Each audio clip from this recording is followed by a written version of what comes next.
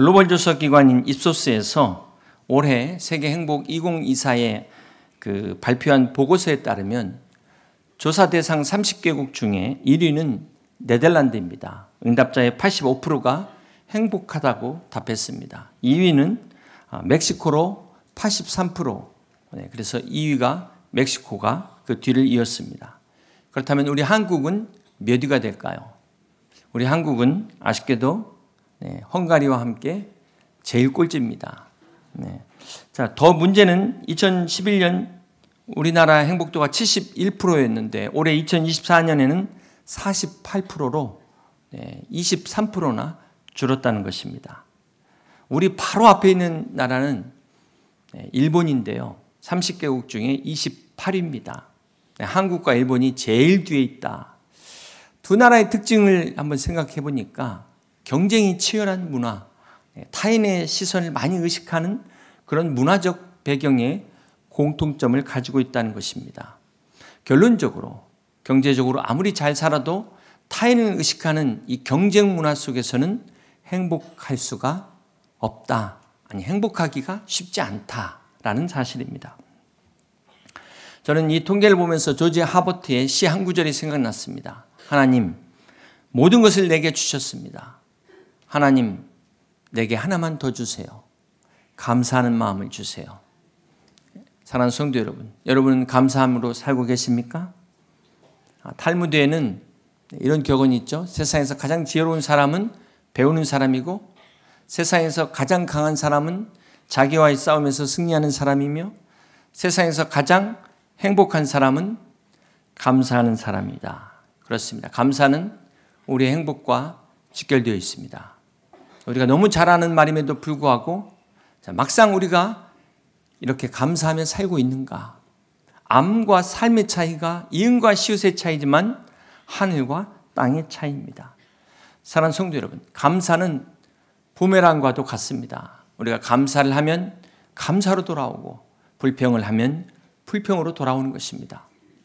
혹 여러분 중에 공평하지 못한 것에 대해서 불만을 갖고 계신 분 계십니까? 과연 세상의 모든 것들이 공평하다면 우리가 지금보다 더 행복할까요? 어떻게 생각하십니까? 많은 사람들이 착각을 하는데 공평한 것만으로 결코 우리의 행복이 보장되지 않습니다.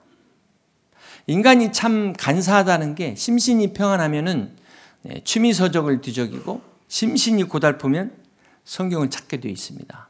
우리도 마찬가지예요.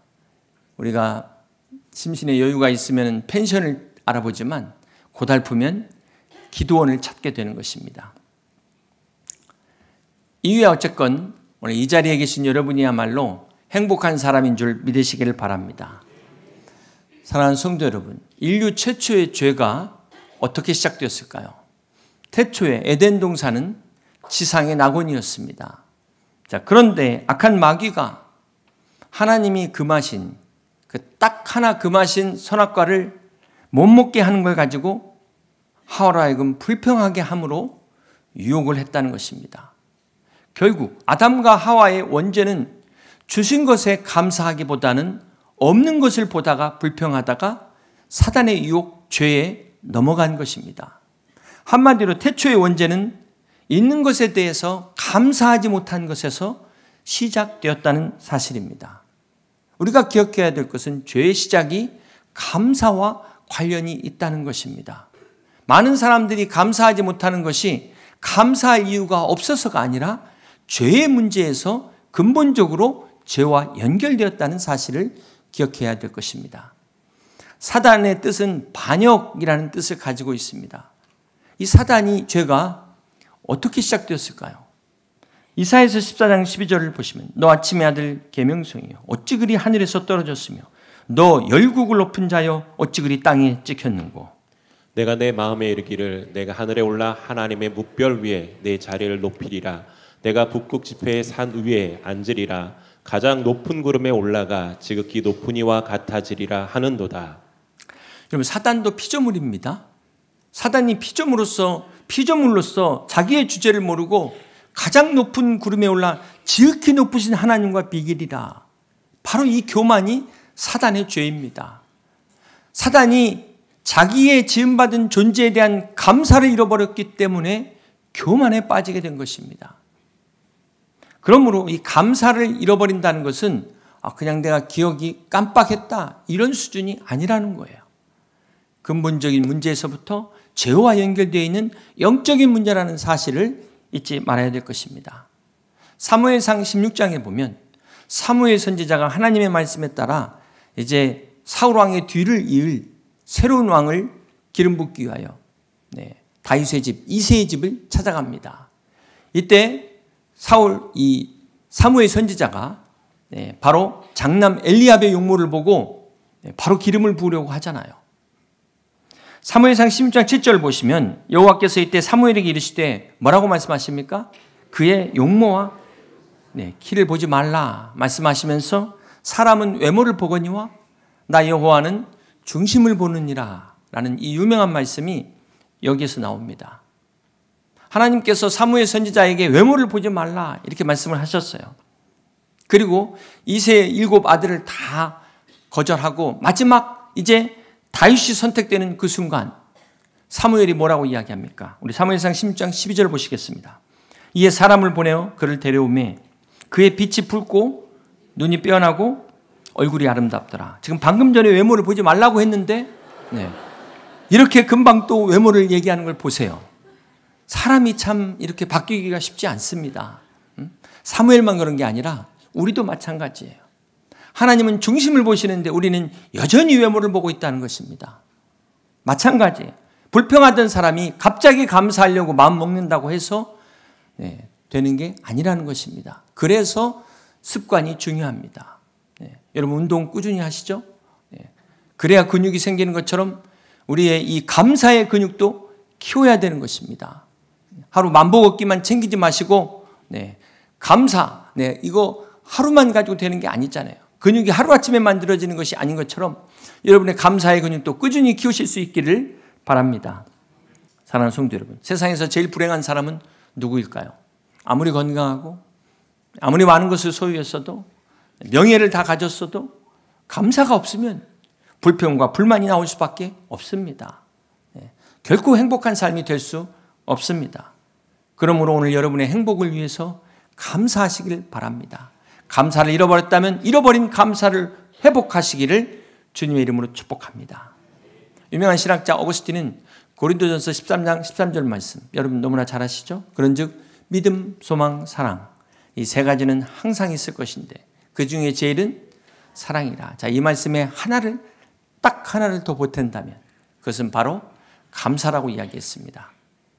사랑하는 성도 여러분, 오늘 본문에 하나님께서 우리를 향하신 그리스도 예수 안에서 우리를 향하신 하나님의 뜻을 말씀하고 있습니다. 특별히 오늘 본문에 범사에 감사하라는 이 말씀. 자, 아무리 생각해도 감사할 게 없는데 성경에 범사에 감사하라니까 억지로라도 감사하려고 하는 분도 있을 줄로 압니다. 과연 범사에 감사가 이런 의미일까요? 범사에 감사라는 말씀은 첫 번째로 모든 일상에 하나님의 은혜를 생각하라는 것입니다. 하나님의 은혜를 기억하라는 것입니다. 사랑하는 성도 여러분, 모든 사람이 항상 기뻐하고 항상 감사할 수 있는 조건이 있는 게 아닙니다. 감사할 조건이 우리에게 있다면은 이게 항상 들쑥날쑥할 수밖에 없는 거잖아요. 감사의 근거가 우리에게 있지 않고 변함없는 하나님께 있음을, 하나님의 사랑이 있음을 깨달아야 되는 것입니다. 그 은혜를 경험할 때 우리가 들쑥날쑥하지 않고 조건에 관계없이 감사할 수 있게 되는 것입니다. 20세기 역사학자 아놀드 토인비의 그 매기의 철학이라는 책에 나오는 일화인데요. 영국의 어업 회사에서 이제 그 바다에서 잡은 청어를 내륙으로 공급하는 이 사업을 두고 여러 회사가 경쟁을 합니다. 그런데 아무리 이렇게 보관 탱크를 잘 만들어도 이 청어가 오는 중에 죽는 바람에 상품 가치가 떨어지는 거예요. 그런데 유독 한 회사가 이 청어를 죽지 않게 공급하는 바람에 아주 풀티나게 수입을 올립니다. 그 비결이 어디 있는가 봤더니 청어 1000마리당 메기 1마리를 딱 그 수족관에 넣은 거예요. 처음에는 이 청어가 막 천적 때문에 막 깜짝 놀라가지고 요동을 치지만 그 한 마리가 먹어봐야 기껏 두어 마리 아니겠습니까? 근데 다른 청원들은 막 필사적으로 살기 위해서 정신 바짝 차리고 움직이는 바람에 끝까지 살아있게 됐다는 겁니다. 자, 이 토인비에 일화가 주는 교훈이 우리에게 주는 도전과 긴장이 우리를 성장시킨다는 거예요. 마찬가지로 하나님께서 우리에게 때로 이런 환경을 왜 허락하실까? 우리를 왜 천적 앞에 세우실까? 우리를 어렵고 힘들고 죽이게 하기 위해서가 아니라 우리를 강하게 하기 위해서, 우리를 살리게 하기 위해서 하나님께서 이런 환경을 허락하신다는 사실입니다. 그러므로 사랑하는 성도 여러분, 여러분 앞에 어떤 천적이 있다 할지라도 두려워하지 마시고 끝까지 믿음으로 승리하는 여러분 되시기를 주님의 이름으로 축복합니다. 많은 사람들이 감사하겠다 생각하면서도 감사하지 못하는 것은 자기의 생각, 자기의 기준, 이게 있기 때문이에요. 오늘 하나님의 생각은 우리의 생각보다 훨씬 높고 훨씬 깊고 훨씬 넓은 측량할 수 없는 하나님이신 것을 믿으시기를 바랍니다. 그러므로 원치 않는 어려운 상황 속에서도 모든 것이 합력하여 선을 이루게 하시는 이 하나님을 믿으시고 좌우지간 감사하시길 주님의 이름으로 축복합니다. 그럼에도 불구하고 감사하시기를 축복합니다. 그리 아니하실지라도 감사하시기를 축복합니다. 여하튼 감사하시기를 축복합니다. 끝까지 감사하시기를 축복합니다. 네. 아멘 하실 때까지 감사하실 줄로 믿습니다. 네. 원하는 대학이 아니어도 감사하시고 내 생각과 다른 응답이어도 오로지 감사하는 여러분 되시기를 주님의 이름으로 축복합니다. 아인슈타인은 나는 세상을 어떻게 보는가 라는 책에서 현재 생존하는 사람뿐만 아니라 과거에 생존하는 수많은 사람들에게도 감사를 하고 있습니다. 그래서 날마다 이 감사한 것을 찾아서 하루에 100가지를 감사했다고 합니다. 발명왕 에디슨도 훗날 이렇게 감사합니다. 내가 귀머거리 된 것을 감사한다. 왜냐하면 이 귀가 들리지 않았기 때문에 많은 연구에 집중할 수 있었음에 감사하고 있습니다. 여러분은 어떤 감사를 드리십니까? 누가복음 17장에 보면 10명의 나병 환자가 예수님께 나와 고침을 받습니다. 그런데 한 명만 돌아와서 주님께 감사를 드립니다. 이때 주님께서 뭐라고 말씀하시냐면 누가복음 17장 17절에 예수께서 대답하여 이르시되 10사람이 다 깨끗함을 받지 아니하였느냐? 그 9은 어디 있느냐?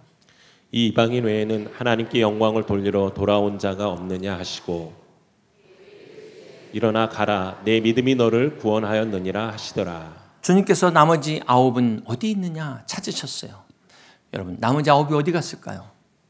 어쩌면 어떤 사람은 진짜 나았는지 병원에 가서 확인해 보니라고 검사하러 가지 않았을까요? 어떤 사람은 이거 혹시 또 며칠 있다 재발할지 모르니까 좀 더 기다려 봐야겠다 그러고 있지 않을까요? 어떤 사람은 이거 한센병이 아니었나 봐. 그냥 좀 특이한 피부병이었나 보다. 이렇게 생각한 사람도 있지 않았을까요? 어떤 사람은 뭐 이제 때가 되니까 나았겠지.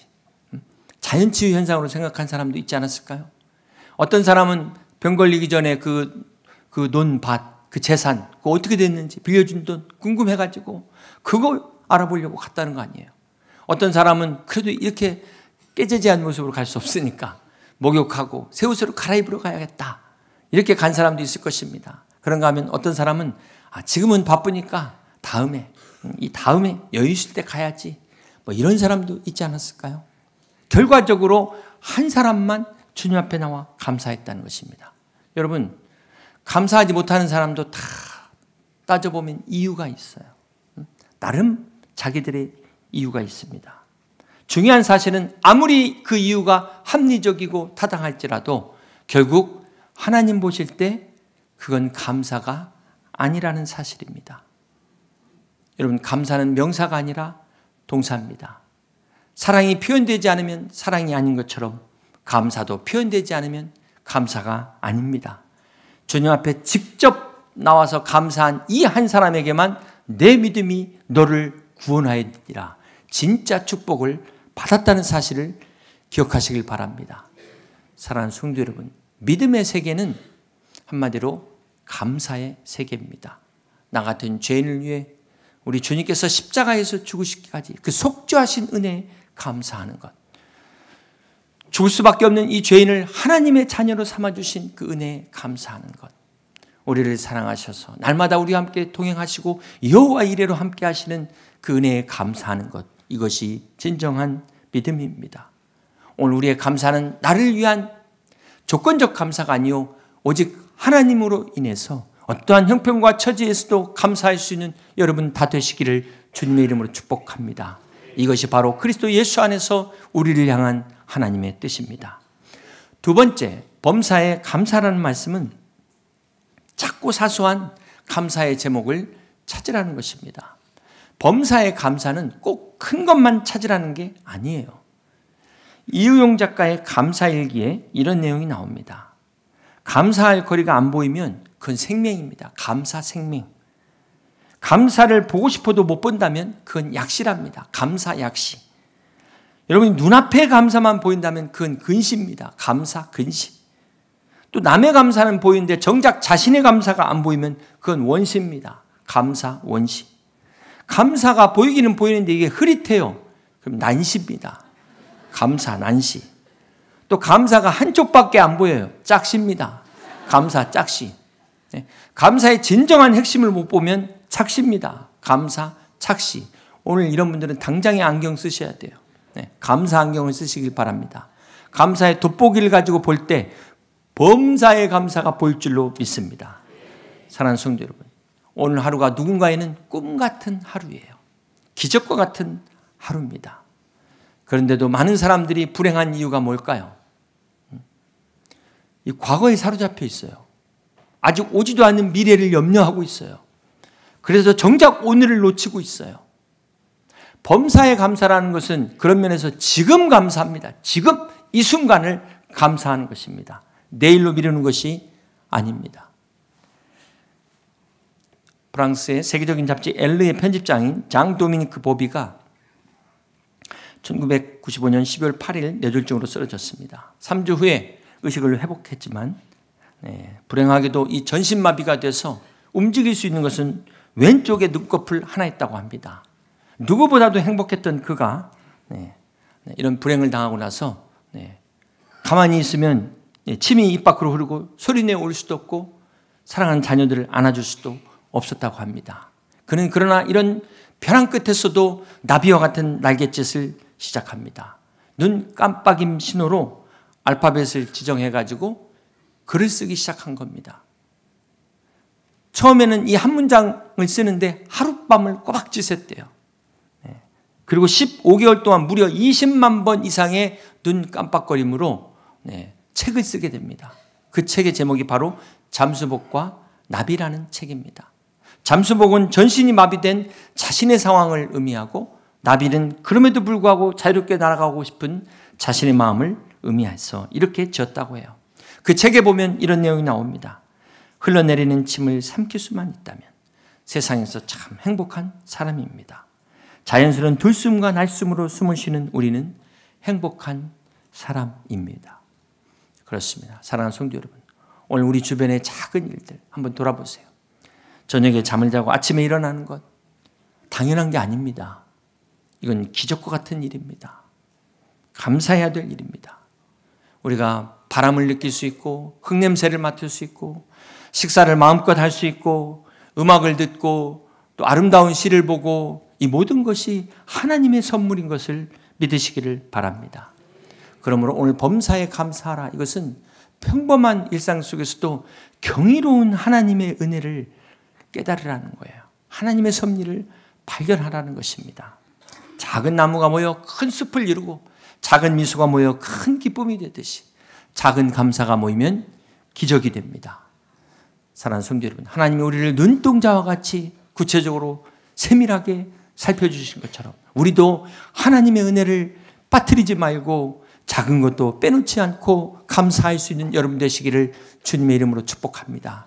이것이 그리스도 예수 안에서 우리를 향한 하나님의 뜻입니다. 세 번째, 범사의 감사는 감사의 때를 놓치지 말라는 것입니다. 요한복음 6장에 보면은 오병이어의 기적이 나오는데요. 예수님의 말씀을 듣던 수많은 사람들이 이제 식사의 때를 넘기게 되니까 다 배가 고팠습니다. 그런데 문제는 이 광야에 그 빈들에 아무 곳이 없잖아요. 그 많은 사람들의 먹을 것을 구할 수가 없었습니다. 이때 주님의 제자 안드레가 어린아이의 도시락인 보리떡 5개와 물고기 2마리를 가지고 주님 앞에 나옵니다. 그때 예수님께서 요한복음 6장 11절에 보면은 어떻게 하셨습니까? 예수께서 떡을 가져 축사하신 후에, 이 축사가 영어 성경에 보면 He gave thanks to God. 주님께서 먼저 하나님께 감사의 기도를 드리셨습니다. 여러분, 여기서 감사의 시점이 중요해요. 주님이 오병이어의 기적을 일으키신 후에 기적 때문에 감사하신 것이 아니었습니다. 고작 오병이어밖에 없었지만 감사한 그때 바로 놀라운 기적이 일어났다는 사실을 기억하시길 바랍니다. 우리가 여기서 중요한 것은 감사의 타이밍이에요. 예수님께서 죽은 나사로를 살리실 때도 그가 살아난 다음에 감사하신 것이 아니었습니다. 나사로의 무덤 앞에서 많은 사람들이 슬픔 가운데 절망 가운데 있을 때 주님이 감사하셨습니다. 이때 놀라운 기적이 일어난 것입니다. 뭐 꼭 뭘 받아야 감사하고 내 뜻대로 되어야 감사하는 것은 뒷북을 치는 거예요. 여러분, 인생에서 성공하려면 남들이 하는 대로 따라가면 안 됩니다. 뒷북을 치시면 안 되고 앞북을 치셔야 돼요. 감사도 마찬가지입니다. 감사의 때를 놓치는 감사는 뒷북을 치는 겁니다. 물론 안 하는 것보다 낫겠지만 이왕 감사를 드린다면 어떻게 하시겠습니까? 뒷북이 아니라 앞북을 칠 수 있는 감사가 되시기를 주님의 이름으로 축복합니다. 이제 말씀을 정리합니다. 우리가 앞서 행복에 대해서 말씀을 나눴는데요. 감사를 심으면 행복을 거두게 됩니다. 여러분, 우리가 행복해서 감사하는 게 아니에요. 감사할 때 행복하게 되는 것입니다. 행복이 찾아오는 것입니다. 그러므로 오늘 우리가 이 감사를 회복하는 것은 곧 우리의 믿음을 회복하는 것입니다. 우리의 이 신앙을 회복할 때 우리가 진정한 행복을 회복하게 될 것입니다. 사랑하는 성도 여러분, 하나님을 모르는 신앙은 아무리 열심히 해봐야 그것은 하나님을 우상으로 만들게 됩니다. 그리고 자신을 모르는 신앙은 아무리 열심히 해봐야 그거는 자신을 바리새인으로 만들게 됩니다. 그런 신앙은, 율법 아래 있는 신앙은 절대로 기쁨이 없어요. 감사가 없습니다. 오늘 우리는 은혜 안에, 복음 안에서 진정한 감사와 기쁨을 누려야 되는 것입니다.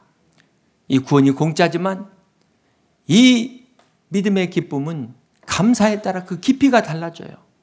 넓이가 달라지는 것입니다.